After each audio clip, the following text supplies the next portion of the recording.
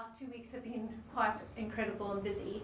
What has been the most challenging in the last 2 weeks? You ready, guys? 1, 2, engine number 3. And what was challenging about it? Wouldn't fit.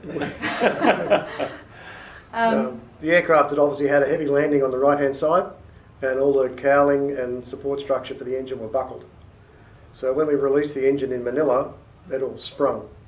So it was a bit of a task to get it to spring back to where it should be, so line up and insert the bolts.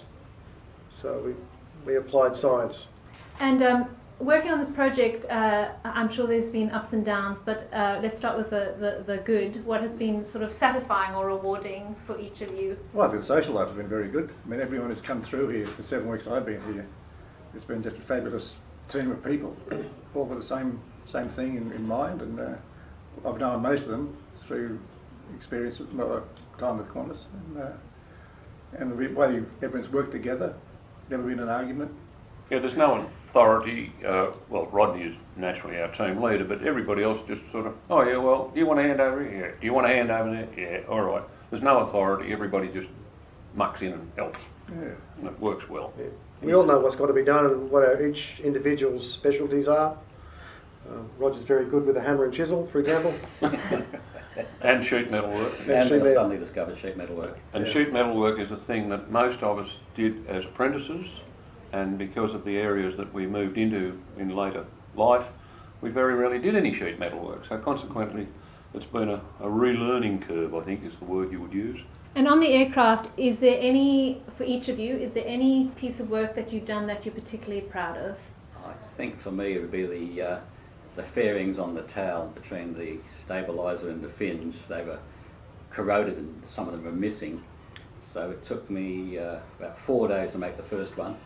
And I got it down to 2 days on the second one, and then finally down to about half a day on the last one. So it was the most frustrating job, but also the most rewarding to get it done. Well, my bit was the wingtips. We had to cut them off in Manila to reduce the footprint of the aircraft on the freight ship. And it was one of the things that I wanted to do when I came up here, get a sense of satisfaction of reinstalling those wingtips.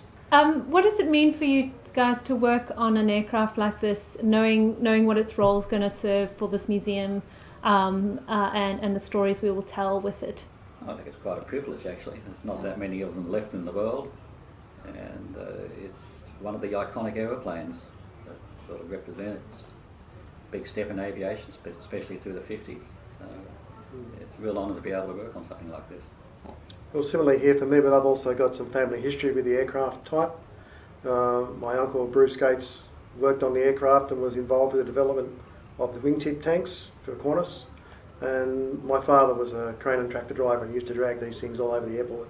So there's a bit of family history, if you like, there. I also feel privileged to work on such a magnificent old aeroplane that was a game changer of its time.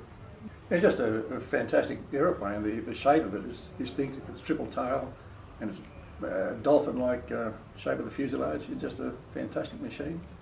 Qantas sold the last one in '63, and I started in Qantas in '66, so I missed out working on them. But all those who did work on them, my colleagues at the time, always spoke very highly of the colony. Okay, so Greg, you spoke a little bit about working in Manila, yeah, in the conditions that you were there. What have the working conditions been like here in Longreach, especially for say Roger and Chris, who have been here a little longer, 7 weeks? In Manila, it was the humidity was one of the biggest issues in there. We just wound up in a lather of sweat just walking to the aeroplane, but became acclimatised after a week or so. And the storms, we just suddenly a thunderstorm would spring up out of nowhere, and the team rained for 7 or 8 minutes, and then humidity's back up to 98%. Fantastic. And here, temperature's about the same. The humidity's about a tenth of what it was over there, and the flies, 1,000% more flies here.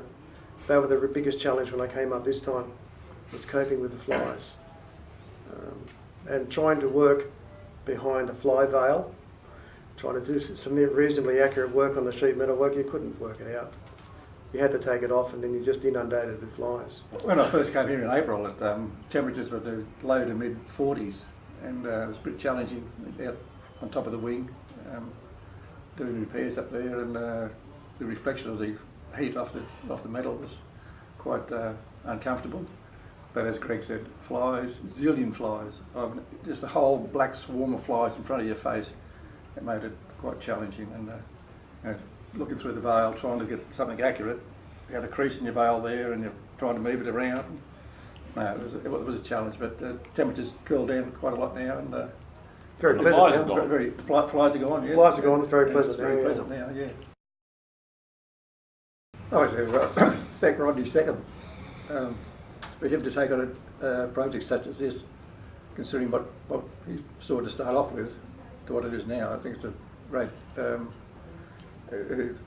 his foresight and his vision, Commitment. commitment. And commitment. Yeah. as well. And I must say, Unbelievable. sorry. Yeah, that's it. Yeah. I say the museum's treated us extremely well. They've looked after us as well as anybody could expect. So always a pleasure to work for the museum. Yeah. And I I'll think second that. one of the most satisfying things is working not in a hangar with a concrete floor and all the correct equipment. We've had to build every piece of equipment we needed and move things with a bit of bush mechanic ingenuity. So it's been very satisfying working with a limited amount of tools and equipment to get something that's big back together again.